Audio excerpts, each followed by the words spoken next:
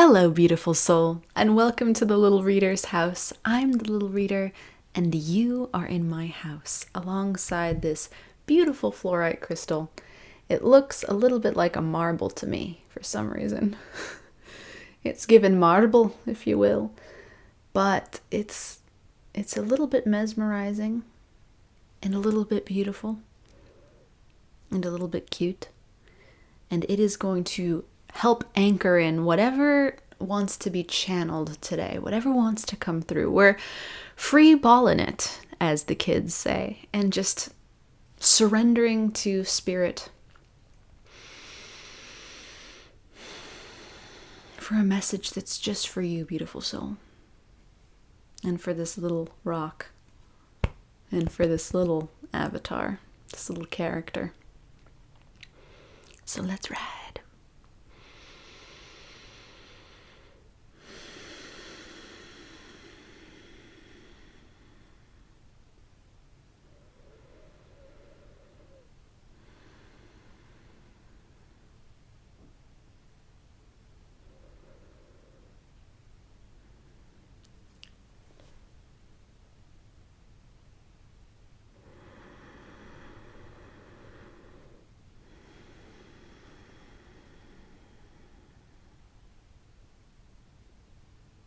How are you, beautiful soul?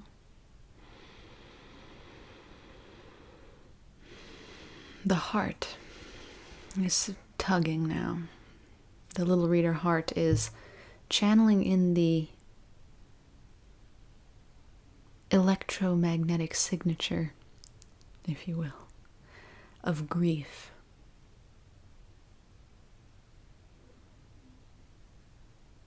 And there seems to be a wave of collective grief.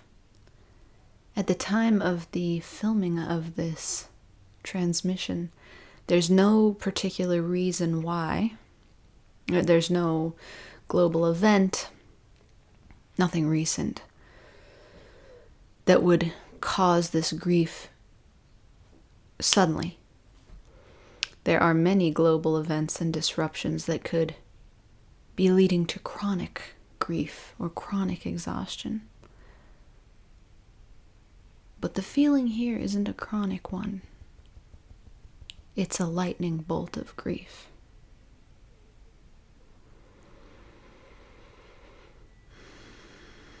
Are you feeling it? Can you relate to it, beautiful soul? Have you just had a personal or collective event occur that's affected you,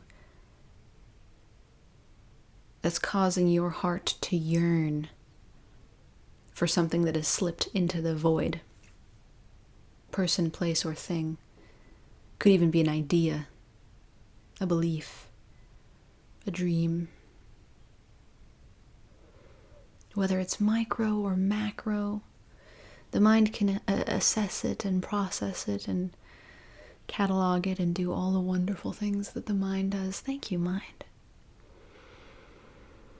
But Spirit wants to speak to it today, to a lightning bolt of grief. So if you've experienced this,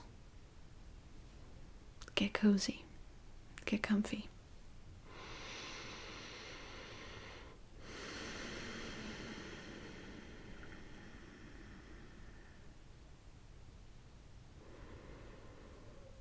What is it to grieve? What is it to mourn? In Spirit's eyes.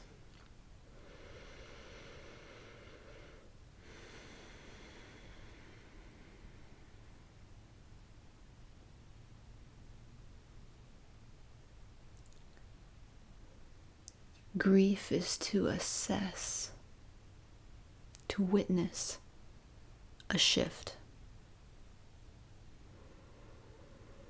A shift that occurs in form. It can occur in the physical form. The body can grieve.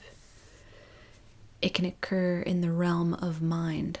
That's particularly relevant today, beautiful soul, as there is some collective feeling of grief.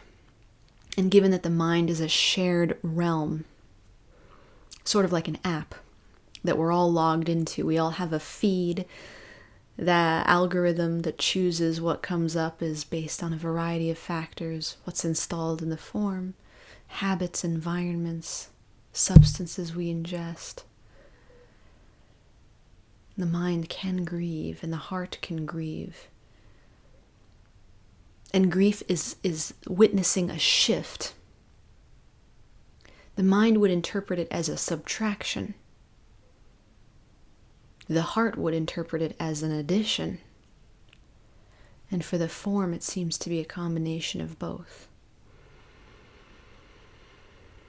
What it certainly is, according to Spirit, is an activation. An activation.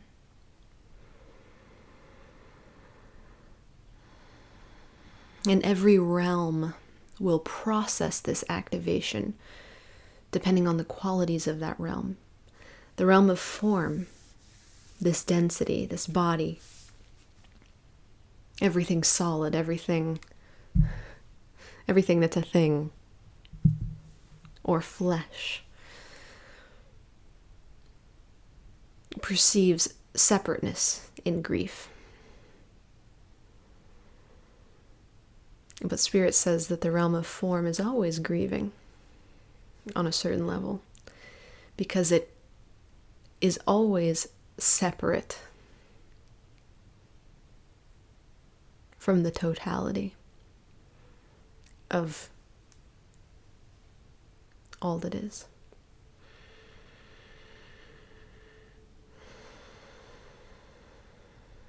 The mind perceives grief similarly, but given that it's a realm of half forms, it's not quite as dense as the fully formed physical third dimension that you and I, or maybe not you, but that I am sitting in.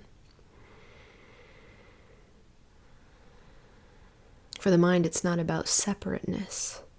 It's about missed opportunities. FOMO. That's the way the mind grieves.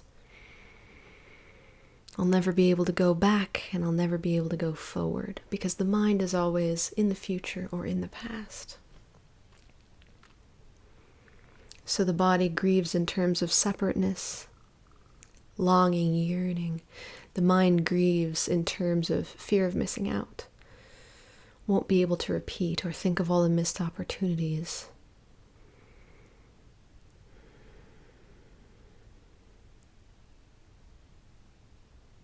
In a way, grief positions the mind into the present moment. And depending on how familiar and practiced our awareness is at training the mind into the present moment, that grief can be all the more consuming.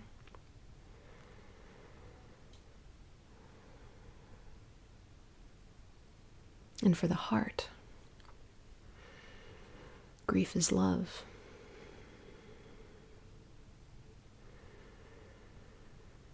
And it's not quite certain where to put that love.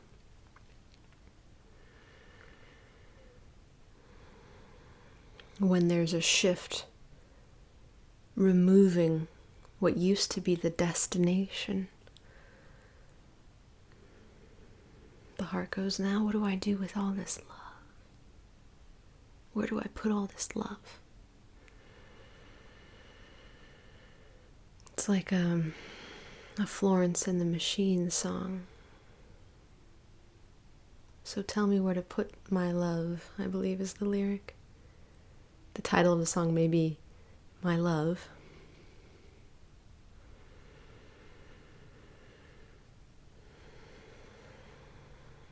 And each realm, heart, form, mind, can be soothed by working with one another.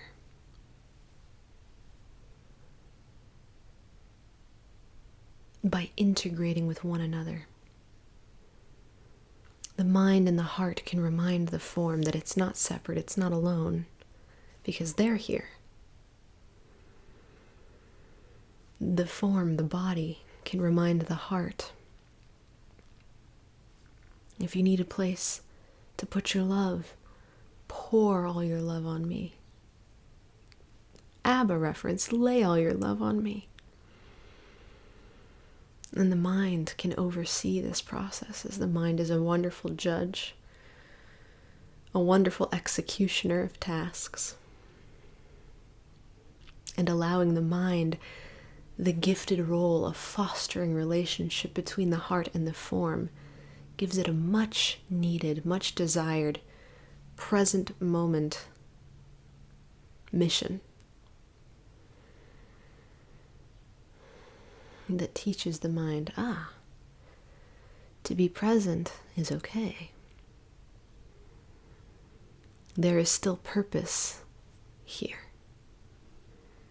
For the mind's big misconception is that purpose only exists back there or up there, but never here. Never here. It will try often to let you know that purpose exists in the process of thinking thoughts. So wrap yourself in a giant hug, beautiful soul, for Spirit sees this lightning bolt of grief, feels it, and wants you to know that it's an opportunity to activate, to expand. As we touch on here in the house, we don't just touch on it, we rub, we scrub, we needle, we tickle, we full on grab. We are really up close and personal with the premise that you, beautiful soul, you, your true identity, is the animating force. Some might say the electrical current pulsing through your body. That could be the scientific approach. The spiritualist approach could be you are the white light of consciousness. And I'm sure there's a gradient of ways to identify and define between those two extremes. But the premise we sit on here in the house is that at your core, you are that white light. You are the all that is. You are awareness itself, which is equal to love itself, which is equal to life itself, which is equal to the divine itself. That's God, that's Goddess, that's Mother, that's Father. That's every archetype, every binary, every combination, every paradox, all combined into one. That's infinity. And that's you. So on that premise,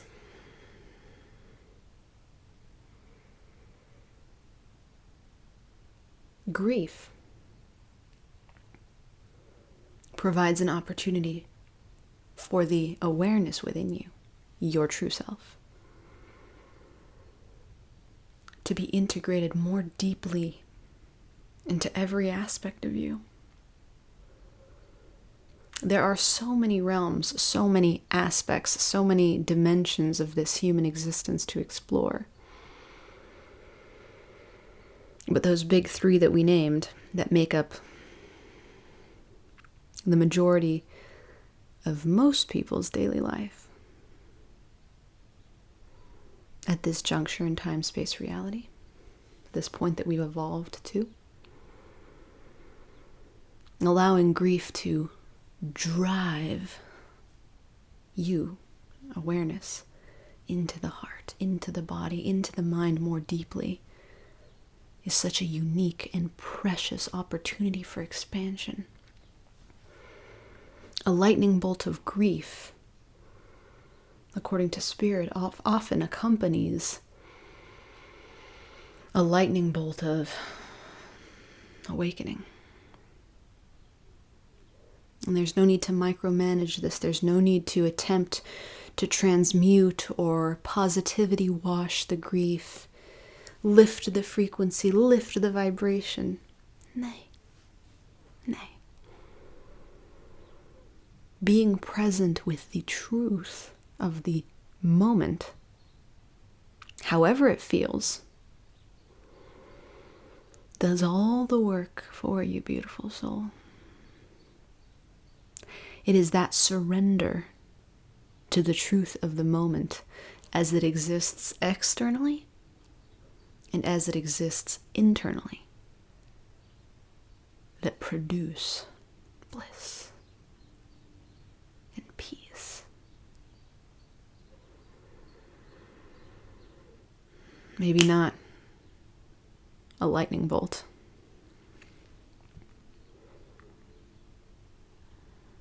But it doesn't need to be a lightning bolt. As long as the grief exists, there is something to learn, something to love, something to lean into, something to expand into. The grief is a gift, you see.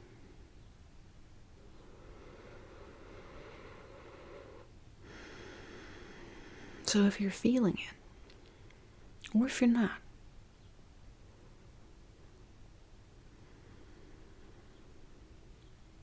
but if you've heard of it, if you know of it, if you know other beautiful souls that are in it, cradle, and love.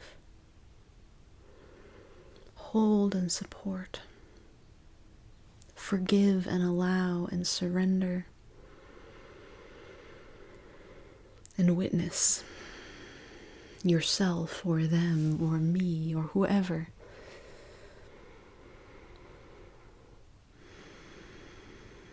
knowing that all is well.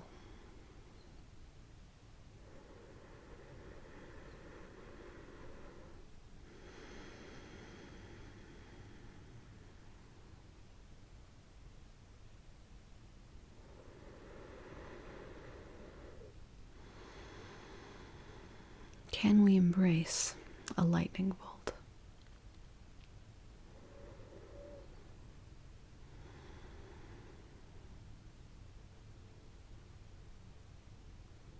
A lightning bolt is electrical.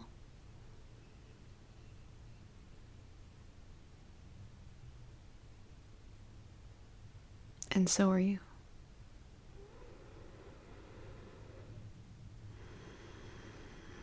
Perhaps you're embracing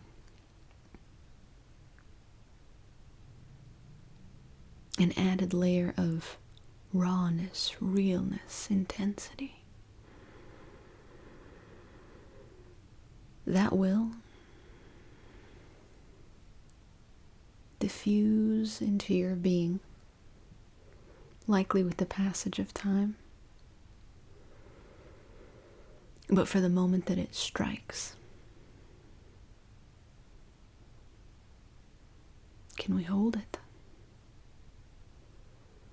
Can we allow it?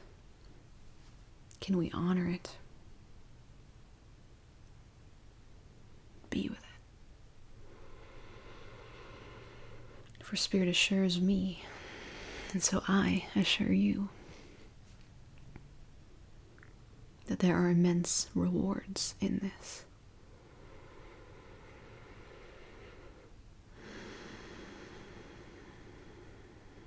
That enrich your capacity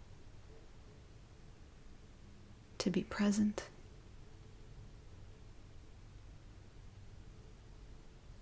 and to feel the oneness and the magic of that oneness with this moment right here.